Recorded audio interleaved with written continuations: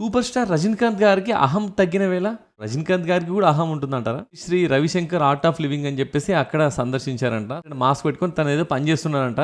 ఎవరు గుర్తుపెట్టకుండా, స్టార్ అని గుర్తుపెట్టకుండా తను క్యాజువల్గా నార్మల్ మ్యాన్గా ఉండాలని పక్కన ఏదో సంథింగ్ డిఫరెంట్గా చూస్తున్నారంట. ఐ మీన్ ఓహో వీళ్ళు ఏదో నన్ను హీరో అనుకుంటున్నట్టున్నారు అని తన మనసులో అనుకున్నారంట. తను నేను ఒక సూపర్ స్టార్ రజనీకాంత్ అని చెప్పేసి తన మనసులో ఒక అహం అనేది ఉందంట అప్పుడు ఆ టైంలో. ఏదో హీరో రజనీకాంత్ అని చెప్పేసి కాదు, చాలా దీనంగా ఉన్నాడు ఏంటి ఇతను ఈ ముసలాయన అని చెప్పేసి ఒక మహిళ అంట తన దగ్గరికి వచ్చి దీనంగా వచ్చి ఒక 10 రూపాయల నోటు పెట్టేసి బాబా ఇగో తీసుకో ఏదైనా తిను అని చెప్పేసి చెప్పిందంట.